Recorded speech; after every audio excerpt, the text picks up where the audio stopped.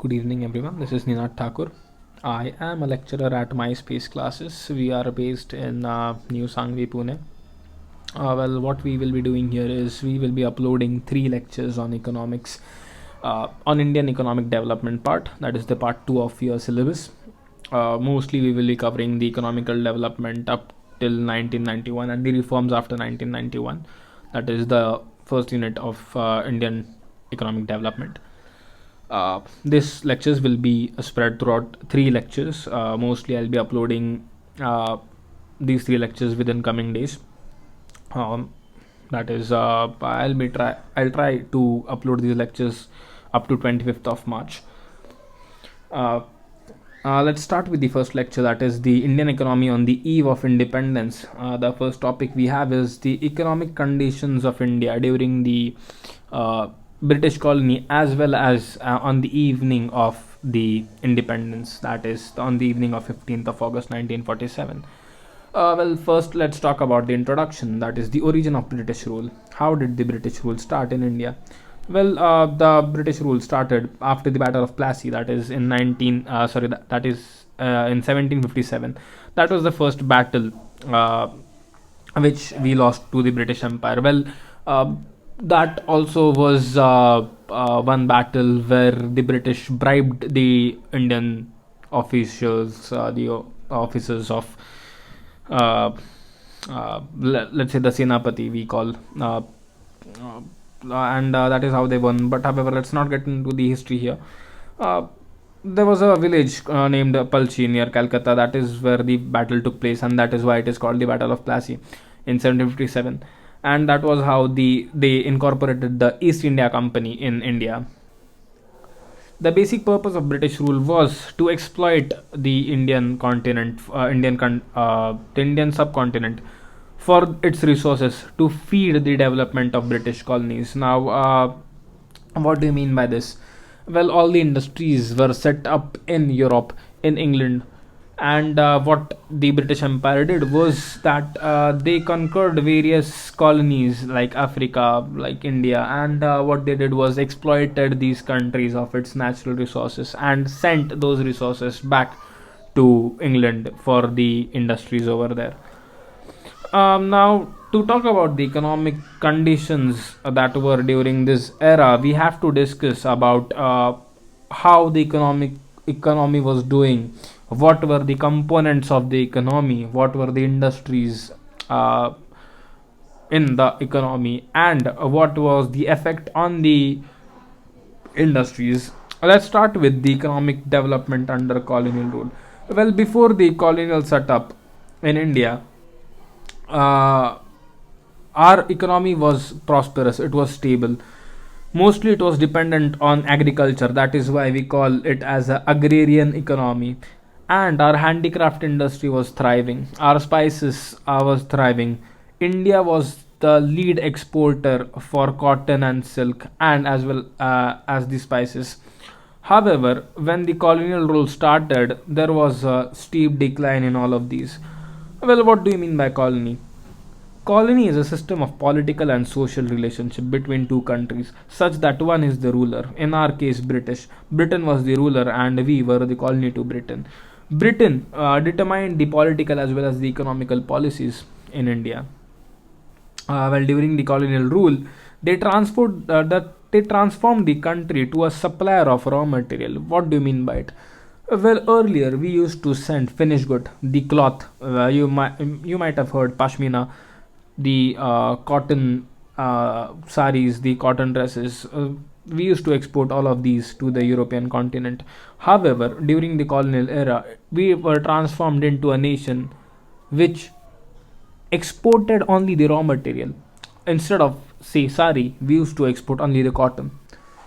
Instead of exporting leather bags, we used to export only the leather to the industries which were situated in England. And thus, we were transformed into a country which was a supplier of raw material only and a consumer of finished goods. That is, we used to import the goods which were made in England, and thus we became a consumer of finished products. Well, the national income as well as the per capita income was really low during the colonial era. First, what do you mean by national income, or what do you mean by per capita income? Well, national income is the total income generated in a country. How do you calculate this? Well, there are three methods. The first one is product. What do you mean by product method? Product are basically the industry wise, the sector wise income that has been generated. Let's say we have different sectors. We have agricultural sector, we have manufacturing sector, we have construction, transport, bank, finance, insurance, education. All of the income produced by generated by these sectors are added, and the pool of those is known as the total of those is known as the national income. The second method is the income method, whereby we add up all the income earned in the country, let's say in form of wages and salaries, that is the salary earned by people working in offices, or the wages earned by daily wage workers, the profits earned by business houses, or the surpluses, let's say that Reliance, in today's terms Tata or Reliance, whatever surplus they make as a company, the rental income that is generated from the properties in India. The total of all of these gives you the GDP, which is the gross domestic product. To this, we add the net property income from abroad. What do you mean by this? Well, let's take an example. Let's say Mukesh Ambani. Mukesh Ambani has, let's say, a house in Europe, which he has given on rent. Or let's say Tata, Mr. Tata, Ratan Tata has Jaguar, right? He owns Jaguar.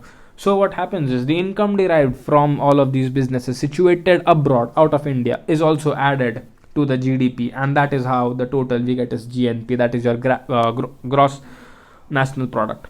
The third is the expenditure method. What do you mean by this? Let's say I go out and buy locally vegetables. The expenditure I incur is the income for the vendor, right? Similarly, in this method, it is assumed that the total expenditure which has incurred in a country is its income, and thus what we do is we add all the types of expenditures.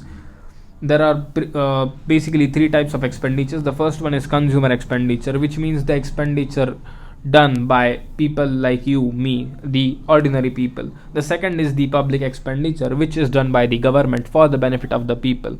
Let's say expenditure on metro project that is going on, or the highways that is going on.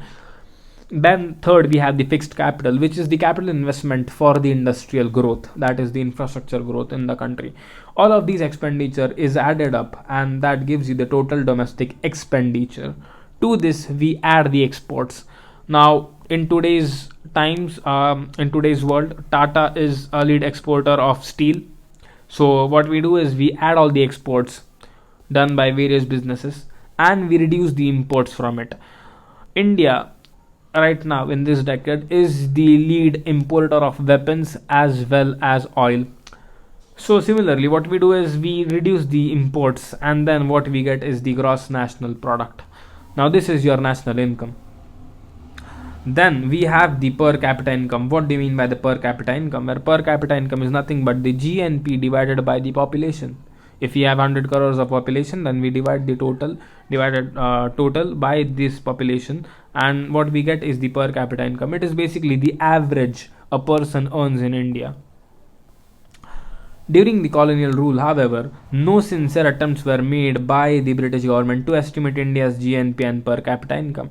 Well, they wanted to hide the income because they knew that the economy was going steep down, and thus they did not want the numbers to come out to the public, and hence no sincere attempts were made. However, some Indian scholars, experts such as Dadabhai Nauroji, VKRB Rao, RC Desai, etc., made attempts, and out of those, Dr. Rao's estimate were considered significant, which is that his estimates were considered more accurate than the others. This might come as a question. They might ask you the names of the experts who studied the statistics during the colonial era. You have to name all of these. Next is during the first half of 20th century, which means 1900s till 1950s, the growth of GNP was less than 2%, which means that per year the GNP, the total income of India, was growing less than 2%, and the growth in per capita was less than 0.5%, which means that if in 1900, if our income was $10 million, then next year it is going to be less than 2% of 10 millions, which is what, 10.002 or 10.02% million of the income. That is, the growth was really low. Now, this was the overall economical situation in India. We discuss sector wise now. The first sector is the agricultural sector. India under the British rule was rural and agricultural dependent economy. More than 85% of our population was living in villages and rural areas. The 75% of our economy was based completely on agricultural produce. Our country was not self sufficient. What do you mean by self sufficient? Well, whatever we produced was not enough for our own people, let alone exporting the same to others. The main reason for stagnation of agricultural sector was basically the land settlement system. What do you mean by the land settlement system? Well, what used to happen was, say a farmer owns a land, and on that land he produces crops. The British government had appointed some people as zamindars. What these zamindars used to do was to collect revenue, to collect tax, which was known as lagan. They used to collect this lagan from the farmers, and they used to deposit the same to the British government on specified dates. Let's say the date was 10th of every month.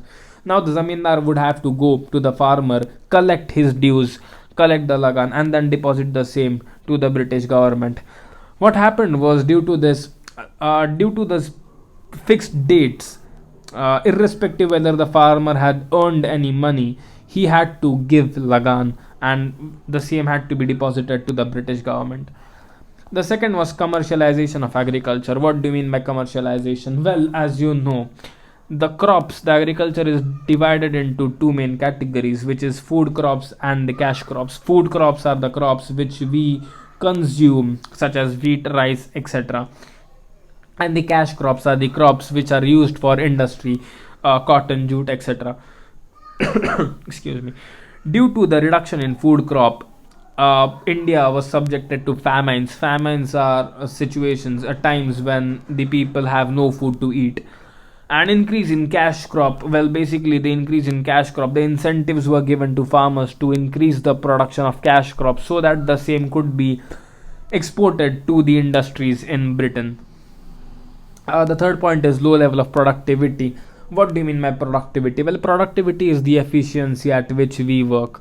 So at that time, there was no technology.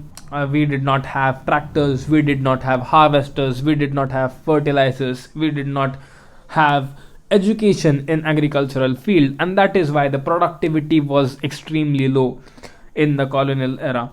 Fourth is the scarcity of investment. What do you mean by scarcity? Well, scarcity means that there was no money to be invested in agricultural sector. Farmers did not have money to buy equipments, to buy fertilizers, and thus it was a stagnant phase of agriculture. There's a concept known as sharecroppers. What do you mean by sharecroppers? Well, it is a concept whereby two people, let's take an example. Let's say that there is a Mr. X who owns a plot of land, and then there is a Mr. Y who is a farmer. Mr. X will go to Mr. Y and tell him that you take my land, you grow crops on it, and then you sell them. However, for using my land, I will take a certain share in the crops that you produce. This practice is uh, even there today. It exists even today. So what happens is, a person who lives in city has a land, agricultural land, in his village. What he does is he gives the rights to use to a person, to a farmer in that village, and then in respect of using the land, the farmer gives certain percentage of crop to the owner. Then there is this important question that might be asked: what was the adverse effect of partition on Indian economy?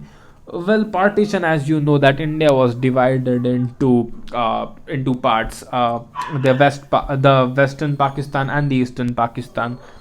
Uh, Indian Indian land was a fertile land. However, most of the food crops were grown on the northern side of our country, and the cash crops were grown in southern and the eastern side of our country. The jute industry was predominantly based on the eastern side of our country, which, because of the partition, went away to the eastern Pakistan, which today we know as Bangladesh. And the fertile land in the Sindh province was gone to the Pakistan, and thus India did not have much of a fertile land for its own use after the partition. Next, now we have covered the agricultural sector. We go to the industrial sector. During the British rule, deindustrialization took place. What do you mean by deindustrialization? D means decrease. Decrease in industrialization means that there was a decline in handicraft industry of India. What happened was the primary motive of the British Empire was to exploit India for its own resources and to export this raw material to the industry situated in England. And thus, what they did was they introduced tariffs, discriminatory tariffs. What do you mean by tariff? Well, it is the taxes that is levied. So what they did was the export of raw material was free of any taxes. No taxes were levied for the export of raw material. The import of finished good was also free. There were no taxes levied on the import. However, heavy taxes were levied on the handicraft industry of India, and thus what happened was the industry went on decline. The adverse effect of decline was unemployment rose. There was a steady rise in unemployment in India, and the import of finished goods, import of say clothes from Britain increased to a great extent. The third point is lack of capital industry. What do you mean by capital industry? Well, capital industry is the industry which produces machinery. In today's times, we can say that automobile industry is a capital industry. Right. So during the colonial era, there was a lack of capital industry. We did not have many industries, many companies at that point of time. One company that we had in that time was Tisco, which is Tata Iron and Steel Company, which was founded by Jamshedji Tata in Jamshedpur. This can be asked as a question, so you must really learn this name, Tisco, that is Tata Iron and Steel Company. The next we have is low contribution to GDP. These points have been covered above. The GDP growth was really low. It was affected during the colonial era. There was a limited role of public sector. Now, what do you mean by public sector undertakings? Public sector undertakings are those companies in which the public, the normal janta, that we say, the aam janta, is the stakeholder, which means in today's term, if I say railways, if I say BSNL, if I say MSEB, well, these companies, the objective of these companies are to serve the population. These are the public sector undertakings that we have. No such public sector undertakings were present in those in the colonial era, and thus there was a limited role played by public sector undertakings. Now we have discussed the agricultural sector, we have discussed the industrial sector during the British colony. Now we go to the foreign trade. As you know that before the British came to India, we were leading exporters of spices, leading exporter of cotton, of clothes, of silk. However, after the British came to India, we were merely transformed into exporter of raw material. Let's say earlier we used to export saris, clothes. However, the British transformed us into exporter of raw material, that is the cotton only, and importer of finished goods. So what they used to do is they used to export the cotton from here to the industry situated in England. They used to produce clothes over there, and then they used to dump the same clothes in India again, and thus we became purchaser, we became the consumers of good produced outside. A monopoly, that is more than 50% of trade was with British Empire or its colonies, and not with the outsiders, which is that most of the trade conducted by India was with either British Empire or the colonies of British empires, let's say African colonies, etc. No trade was carried out with America, or low trades were carried out with Italy or France, etc. Free ships through Suez Canal. Before 1869, what used to happen was, as you can see in this picture over here, ships had to travel across all over around the African continent. The total kilometers is given, estimated kilometers was 19,800 kilometers. They used to travel all this long. However, in 1869, they constructed a canal. What is a canal? A canal is a narrow stream of water through which ships can sail. They constructed a canal in Africa, the Suez Canal, because of which they reduced the kilometers, they reduced the travel from 19,800 kilometers to 11,600 kilometers, and thus they saved a lot of time and a lot of cost of transportation. The third point is the drain of Indian wealth, that is the surplus that we had, the income that was generated, or the reserves, the gold that we had earlier was all used to pay off the war expenses. As you might have heard, that the British were extensively increasing their colonies, and that is why they used to be in a lot of wars. There was Afghan war going on, there was a war with France going on, there was a war with African continent, that was African, some of the African countries that was going on, and all of these expenses were borne out of the income earned by the Indians. Second was the colonial expenses. What do you mean by colonial expenses? Well, to set up a colony, they had to set up offices, they had to set up administrators, they had to send their lords, and they had to pay salaries to these lords, and thus all of these expenses were also paid out of the income earned by Indians. The next point is the demographic condition. What do you mean by demography? Well, it is basically the division of people. Let's say that the birth rate. Now, what do you mean by the birth rate? The birth rate is number of children born per 1,000 in a year. The birth rate was really high. The birth rate at that point of time was 48. The death rate was also high, it was 40. That means that 40 people out of 1,000 people died in a year. So if you have 100 crores population, if you divide the population into clusters of 1,000, then out of every 1,000, 40 people, 40 people will die and 48 people will be born. Infant mortality rate, which is the death rate among infants. Who are infants? Well, infants are babies.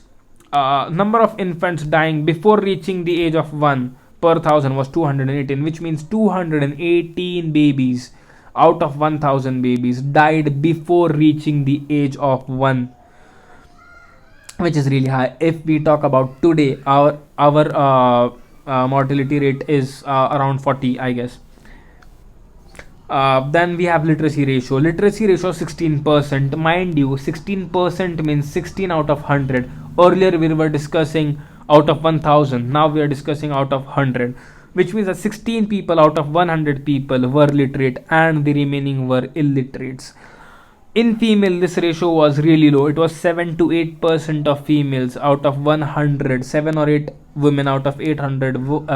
7 or 8 women out of 100 were literate and the others were illiterate. There was a low life expectancy. What do you mean by life expectancy? Well, it means that the average age when a person will die, if we say that the average is 80 in today's term, at that point of time it was really low. It was 50 or 60.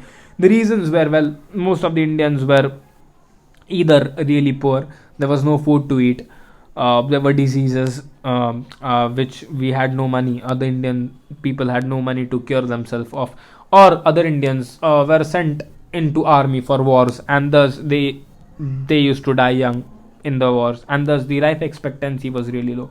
Poor health facilities, we did not have many hospitals, or the medical condition, the standard of living was really low, and thus there was really poor health facility. Then we have the occupational structure. What do you mean by the occupational structure? Well, it is the division, the sector wise income. When I say sector wise, I mean agricultural income. More than 75% of the income at that point of time was because of agriculture. Manufacturing and services contributed only 25% of the total income. If we talk in today's term, that is 1819, in 1819, agricultural sector produced around 16% of the total income, manufacturing sector produced 30% of the total income, and service sector produced 54%, which is the highest. It is because IT services have been booming in India.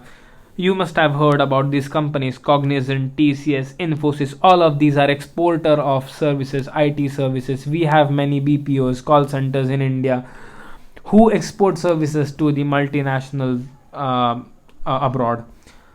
And then we have the infrastructure. What do you mean by infrastructure? Well, it means the roads, the railways, the ports, the post, telegraph, etc. All of these services. The infrastructure at that point of time was really low. Well, the British, they made roads, but only for their own benefit. That was to mobilize their army from one place to another. They constructed railways, but only for their own benefit. That was to transport the raw material from one place to another. They constructed ports. What do you mean by port? It is the dock where, let's say, we have ports in Mumbai where ships come and from where ships leaves. They created ports just to export the raw material and import the finished goods. And the post and telegraph, well, those were introduced in India only to maintain law and order, only so that the officers could communicate between themselves. So the infrastructure was really low at that point of time. However, all of these what do you say all of these a decline of economy was happening. There were some of the benefits which accrued to Indians: self-sufficiency in food crop. Well, this point is really contradictory to what we have learned, but it is so given that the by the end of the colonial era, Indians became self-sufficient. They produced, the productivity of food crops increased, the better means of transport. Well, however, the means of transport were constructed only for their sole benefit, but even Indian population used the railways and roads, and hence it was during the British era that there were roads all throughout the country. We did not have roads before, and thus that was a positive contribution for us. Railways was a positive contribution. They introduced the railways system to India, and thus it was a positive contribution. Shift to monetary economy. Earlier we were a barter based economy, which means we used to exchange goods. Let's take an example. Let's say there was a Mr. X who produces wheat. There is a Mr. Y who produces rice. Mr. X will say to Mr. Y that I will give you 50 bags of wheat. You, in return, should give me 50 bags of rice. That was the exchange that took place. However, it was the British administration that put price tag to all of the commodities, and that is how we shifted from a barter to a monetary system. Then we have the administrative setup. Well, before the British came to India, the administration was looked after by houses. Let's say there was a Peshwa, a house of Peshwa, a family of Peshwas who used to look after the administration of the Maratha Empire in Maharashtra. There were the Scindias in Indore and Gwalior. There were the Rajputs in Rajasthan. All of these houses used to administer the territory given to them. We had many houses which ruled India. It was for the first time, because of the British rule, that the entire country came under one administrative setup. That is, the entire country, pan India, was administered under one rule, which continued even after they went. The Indian National Congress held its first prime minister elections, presidential elections, and thus we are today the greatest democracy in the world. Well, by this we come to an end of the first topic of the Indian economy at the eve of independence. Next video we will cover the economic growth between 1950 to 1990, and then later on we will discuss about the reforms that took place after 1991. Well, if you have liked this video, kindly give a thumbs up, and do comment your feelings about this lecture. If you are interested, then we are starting commerce batches for 11th and 12th for all boards, that is ICSE, CBSE and state boards. We are located in famous Chowk, New Sangli, Pune. And if you want to inquire or if you want to know more about us, then you can drop a mail on this mail ID. Kindly note this mail ID, ninat29@gmail.com. You can send me a mail and ask about any doubts that you have. Kindly share this video with your friends, and if anyone is interested, kindly contact us and we would be happy to help you further. Well, with this, I end today's lecture. Thank you so much. And if you have liked this, please do comment and please do share the video as much as you can.